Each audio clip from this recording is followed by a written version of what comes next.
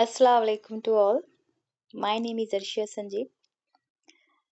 आज हम 2016 का पेपर करेंगे। टीईटी का इंग्लिश सब्जेक्ट को लेके चलेंगे। पेपर है 2016 का। 2015 में जो पेपर हुआ था वो लीक होने की वजह से 2016 में ये पेपर हुआ था, दोबारा लिया गया था। चलिए स्टार्ट करते हैं। फर्स्ट क्वेश्चन देखिए। फर्स्ट क्वेश्चन क्या है? 2016 के पेपर में मिस स्पेल्ट पूछा है आपको यहाँ पे। Wrong spelling, progression, profession, privilege, prerequisite. तो देखिए यहाँ पे ये तीनों भी जो पी से वर्ड्स दिए हुए हैं ऑल करेक्ट्स, बट जो प्रिविलेज के स्पेलिंग है ना, प्रिविलेज, तो ये यहाँ पे रॉन्ग है। इसमें जो PRIVE है उसके बाद LI दिया हुआ है, तो आई नहीं होना था वहां पे, वॉवेल वहां पे ई होना था। बस ये छोटी सी मिस्टेक है ई लेटर और आई लेटर के बीच। तो प्रिविलेज इस तरह से होगा।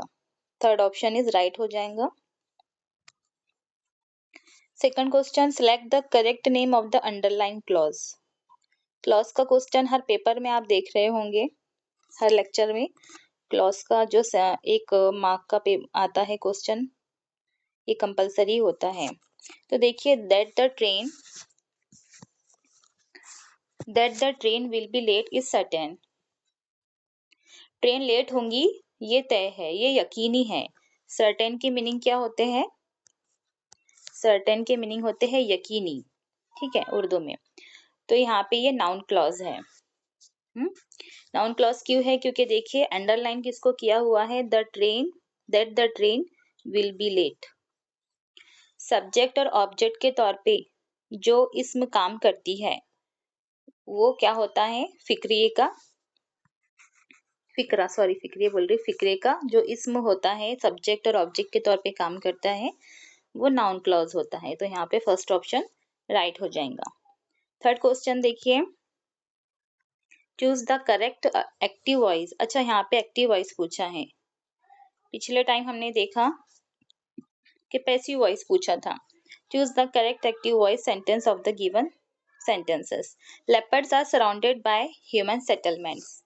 अब देखिए क्या होता है कि एक्टिव वॉइस से हमको पैसिव वॉइस बनाना है, तो इसके अंदर हमको बाय नहीं लगेगा, क्योंकि बाय पहले से ही यहाँ पे दिया हुआ है क्वेश्चन में, है ना।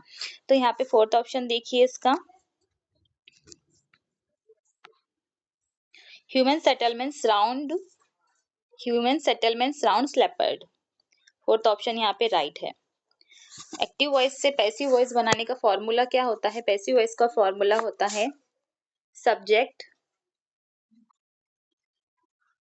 सब्जेक्ट प्लस हेल्पिंग वर्ब, उसके बाद में वर्ब, उसके बाद में लगता है बाय, प्लस जो सेंटेंस में ऑब्जेक्ट हो तो वो ऑब्जेक्ट लगता है। इस तरह से ये पैसिव वॉइस बनाने का, चेंदा वॉइस में पैसिव वॉइस बनाने का फॉर्मूला होता है। तो यहाँ पे देखिए फोर्थ ऑप्शन क्यों राइट है? क्योंकि ह्यूमन सेटलमेंट्स राउंड लेपर्ड्स, यहाँ पे ये जो लेपर्ड है ये यहाँ पे सब्जेक्ट का काम कर रहा है। आर हेल्पिंग वर्ब है, सराउंडेड यहाँ पे वर्ब का सेकंड फॉर्म है। अब वर्ब का सेकंड फॉर्म आर के साथ में है, ठीक है, चेंज द वॉइस में सेकंड फॉर्म आता है बाय प्लस ऑब्जेक्ट, ठीक है। यहाँ पे fourth option is right. Choose the correct past perfect tense. आपको क्या ढूंढना है यहाँ पे? Past perfect tense. अब कल ही मैंने आपको लेक्चर में बताया है कि पास्ट परफेक्ट टेंस में क्या होता है कि हेड आता है। अगर सेंटेंस में आपको हेड दिखा हेल्पिंग वर्ब, तो वो पास्ट परफेक्ट में चला जाता है। पास्ट अगर V2 है, मतलब वर्ब का सेकंड फॉर्म है, तो पास्ट होता है, simple past. Was plus verb में ING है, ठीक है, तो वो पास्ट कॉन्टिन्यूअस हो जाएगा। हेड है, उसके बाद में V3 है, वर्ब का थर्ड फॉर्म, तो ये हो जाएगा पास्ट परफेक्ट टेंस। और पास्ट परफेक्ट कंटिन्यूअस टेंस में क्या होता है कि हैड बीन और वर्ब में ING लगता है, पास्ट पार्टिसिपल, वर्ब का पार्टिसिपल फॉर्म लगता है। ये फोर्थ टाइप में, पास्ट परफेक्ट कंटिन्यूअस टेंस में ये फॉर्मूला लगता है। यहाँ पे फर्स्ट ऑप्शन देखिए, around 7 PM the power had gone of. यहाँ पे हेड दिख रहा है आपको, हेल्पिंग वर्ब, और हेड के साथ में V3 भी दिख रहा है, गो, वेंट, गॉन। ठीक है, तो ये गॉन क्या है, वर्ब का थर्ड फॉर्म है गो का। First option is right. Fifth वाला देखिए, select the correct indirect speech sentence of the given sentence. Mr. Khan said, how beautiful it is to get our cars cleaned. दिख रहा है आपको, यहाँ पे एक्सक्लेमेशन मार्क दिया हुआ है और एक्सप्लेशन मार्क का यहाँ पे सेंटेंस दिया हुआ है, एक्सक्लेमेटरी सेंटेंस है ये। तो एक्सक्लेमेटरी सेंटेंस है तो क्या करना पड़ता है, हमको एक्सक्लेमेटरी सेंटेंस का असर्टिव फॉर्म बनाना पड़ता है। पहले आपको असर्टिव सेंटेंस बनाना होगा, मतलब सादा जुमला, जिसको बोलते हैं हम सिंपल सेंटेंस। सिंपल सेंटेंस में आपको एक्सक्लेमेटरी सेंटेंस को सिंपल सेंटेंस में कन्वर्ट करना होता है सबसे पहले। कब? इनडायरेक्ट स्पीच बनाते वक्त। तो mister Khan exclaimed that conjunction लगेगा। ठीक है, फर्स्ट जो ऑप्शन दिख रहा है आपको यहाँ पे, उसके अंदर एक्सक्लेम्ड दिया हुआ है, देखिए यहाँ पे एक्सक्लेम सभी में दिया हुआ है, बट यहाँ पे कंजक्शन नहीं दिया हुआ है। फर्स्ट ऑप्शन में कंजक्शन नहीं दिया हुआ है, इसलिए वैसे ही डिलीट हो गया है। सेकंड देखिए, सेकंड यहाँ पे हमारा राइट आंसर हो जाएगा second option. Mister Khan explain that it was very beautiful to get their cars cleaned. ठीक है, यहाँ पे अब यहाँ पे तो वॉज इसमें अंदर है ही नहीं, ऐसा नेगेटिव फॉर्म है ही नहीं यहाँ पे, तो यहाँ पे वॉज नॉट क्यों आएगा, ये वैसे ही डिलीट हो जाएगा। सेंटेंस के मीनिंग चेंज नहीं होने चाहिए, सेंटेंस वैसे ही रहना चाहिए। अब वॉज क्यों आया यहाँ पे, तो देखिए यहाँ पे वर्ब का सेकंड फॉर्म दिया हुआ है, एक्सक्लेम्ड दिया हुआ है, और यहाँ पे सेड दिया हुआ है। तो जब हम किसी को इनडायरेक्टली बात करते हैं, कॉन्वोकेशन करते हैं, तो उसके अंदर कोई किसी को बताता है ना, तो वो पास्ट में चला जाता है वो सेंटेंस। तो it was very beautiful to got their cars clean. अब वेरी क्यों आया यहाँ पे, वेरी इसलिए आया क्योंकि देखिए यहाँ पे हाउस से शुरू हो रहा है एक्सक्लेमेटरी सेंटेंस। जब एक्सक्लेमेटरी सेंटेंस हाउस से शुरू होता है तो वेरी आता है।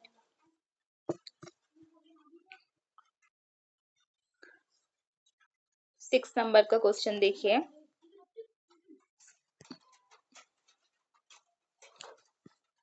6 नंबर का क्वेश्चन देखिए, यहाँ पे सिनोनिम्स पूछा है प्रेडिक्ट का। The correct synonyms of predict is, predict मतलब क्या होता है, पेशन गोई करना, पेशन गोई करना, गैप की बात बताना, आने वाले वाक्य की खबर देना है, प्रेडिक्ट के मीनिंग होते हैं। तो इसका जो सिनोनिम्स बिल्कुल करीब वाला, जो सिमिलर वाला बिल्कुल करीब वाला वर्ड है वो फोरटेल है। ऑब्जर्व तो आपको पता है, मुशाहिदा करना, एक्सप्लेन यानी वजाहत करना। एजर्ट के मीनिंग क्या होते हैं, ये जो एजर्ट है, एजर्ट यानी दावे से कहना, कॉन्फिडेंस से कहना, उसको बोलते हैं एजर्ट। तो देखिए यहाँ पे एजर्ट भी सेम लग रहा है और आपको फोरटेल भी सेम लग रहा है, बट बहुत ज्यादा जो करीब में है वो फोरटेल वर्ड है, सिनोनिम्स। तो फोरटेल के मीनिंग क्या होते हैं, आने वाले वाक्यात को जाहिर करना, टेल अबाउट जो फ्यूचर इवेंट्स होते हैं उनके बारे में बताना। तो क्या हो जाएगा प्रेडिक्ट का सिनोनिम्स फोरटेल। नेक्स्ट देखिए, choose the correct opposite of endo. जब सिनोनिम्स आता है तो उसके नीचे अपोजिट वर्ड भी आता है, तो एंडो का क्या हो जाएगा यहाँ अपोजिट वर्ड। एंडो की मीनिंग बताती हूँ मैं सबसे पहले, कि एंडो यानी वक्फ करना, किसी को बख्शना, किसी को दे देना। ठीक है, मतलब डिस्ट्रीब्यूट करना, कंट्रीब्यूट करना, डोनेट करना, और फेवर करना किसी के लिए। तो ये सारे मीनिंग्स होते हैं एंडो के। तो यहाँ पे डाइवर्ट के मीनिंग क्या होते हैं, हटा देना। डिस्पोजेस के मीनिंग क्या होते हैं, खारिज कर देना, बेदखल कर देना। रॉब यानी लूटना, रॉबरी करना। तो यहाँ पे जो अपोजिट वर्ड है एंडो का, यहाँ पे है स्नैच। स्नैच मतलब छीन लेना। ठीक है, तो स्नैचर, तो छीन लेना किसी से कोई चीज। तो एंडो के जो बहुत करीब वाली मीनिंग है अपोजिट वर्ड्स में, वो स्नैच है यहाँ पे। Fourth option is right. Next देखिए, choose the correct part of the sentence that has an error. अब जिसके अंदर एरर है वो आपको निकालना है। तो neither did he accept the punishment और अपोलोजाइज्ड फॉर हिज मिस्टेक। देखिए बहुत ज्यादा बिल्कुल इजी लेवल का एरर पूछा गया है।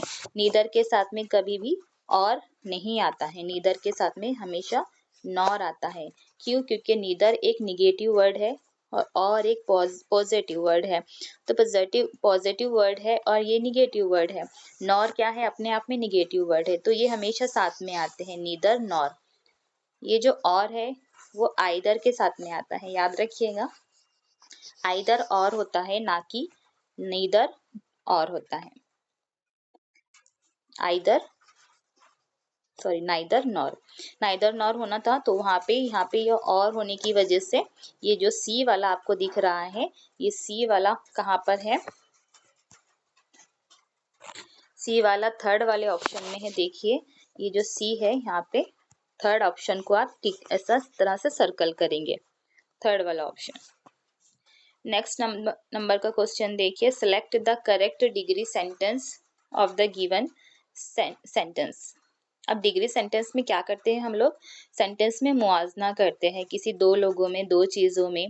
ठीक है, डिग्री वाले जो जुमले होते हैं उसमें कंपैरिजन किया जाता है, मुआवजना किया जाता है। Dogs are easier to catch them deer और बोर। कुत्ते क्या होते हैं? बहुत ज्यादा इजीली पकड़े जाते हैं ना, किसके मुकाबले में? हिरन और बोर, मतलब भालू वगैरह के मुकाबले में। सॉरी, हिरन के मुकाबले में जो कुत्ते हैं वो इजीली पकड़े जाते हैं। तो यहाँ पे देखिए, डियर और boar are not as easy to catch as dog. तो देखिए यहाँ पे सेंटेंस के मीनिंग चेंज नहीं होने चाहिए, नॉट आ सकता है।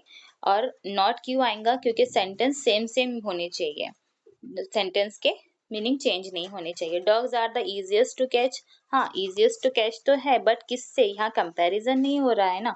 यहाँ पे ये जो डियर है, ये तो डियर तो यहाँ से बिल्कुल रिमूव कर दिया गया, इसलिए ये वाला ऑप्शन डिलीट हो जाएगा। डियर और boar are as easy to catch as dog. देखिए यहाँ पे सेम हो जा रहा कि हिरन तो आसानी से पकड़े जाती है डॉग के जैसी, एज मतलब के जैसी, तो ये यहाँ पे रॉन्ग हो जा रहा है ये वाला भी। Dogs aren't as easy to catch as, ये तो बिल्कुल निगेटिव हो जा रहा है कि कुत्ते आसानी से नहीं पकड़े जाते जैसा हिरन पकड़ी जाती है। तो ये थर्ड ऑप्शन, ये तीनों भी जो ऑप्शन है इनकी मीनिंग ना चेंज हो जा रहे हैं, बट फर्स्ट ऑप्शन जो है उसकी मीनिंग चेंज नहीं हो रहे हैं। क्या बोल रहा है वो फर्स्ट ऑप्शन में? डियर और boar are not as easy to catch as dogs. हिरन जो है वो इजीली पकड़ी नहीं जाती, किसके मुकाबले में? कुत्तों के मुकाबले में नहीं जाती, नहीं। First option is right. अब आप ये सोचेंगे कि मैडम यहाँ तो नॉट नहीं दिया हुआ है, बट यहाँ पर आप नॉट को टिक कर रहे हो, इसलिए क्योंकि सेंटेंस के मीनिंग चेंज नहीं होने चाहिए। 10 नंबर का क्वेश्चन देखिए, choose the correct preposition in the given sentence. Article का एक क्वेश्चन आता है और प्रीपोजिशन का एक क्वेश्चन आता है। ठीक है, तो प्रीपोजिशंस बहुत सारे होते हैं। यहाँ पे देखिए, ऑफ दिया हुआ है, आफ्टर दिया हुआ है, विथ दिया हुआ है और ऑन दिया हुआ है। Kiran was innocent, fill in the blanks, the guilt. ठीक है, Kiran was innocent, the guilt, तो क्या लगेगा यहाँ पे? ऑफ लगेगा। ऑफ क्यों लगेगा? क्योंकि दिस सेंटेंस मीन दैट किरण जो लड़की है was not responsible for the crime that she was accused of. उसके ऊपर जो इल्ज़ाम लगाया जा रहा था वो उसके ऊपर, वो हालांकि वो इनोसेंट थी, उसके ऊपर इल्ज़ाम लगाया जा रहा था, है ना। तो यहाँ पे ऑफ का मीनिंग होता है ऑफ द गिल्ट। अब सेंटेंस के हमको मीनिंग समझ के और जो फिक्स्ड प्रीपोजिशन है उसको समझ के हमको यहाँ प्रीपोजिशन का यूज करना होता है। प्रीपोजिशन ज्यादातर बच्चे रॉन्ग करके आते हैं। ठीक है, प्रीपोजिशन में बहुत कंफ्यूजन क्रिएट होता है। 11th नंबर का क्वेश्चन देखिए, द फ्रेज। अब यहाँ फ्रेज एक मुहावरा दिया हुआ है। The phrase a dark horse mean. अब डार्क हॉर्स के मीनिंग क्या होते हैं? ये बहुत इजी वाला फ्रेज है। तो डॉग्स के एक मिनट।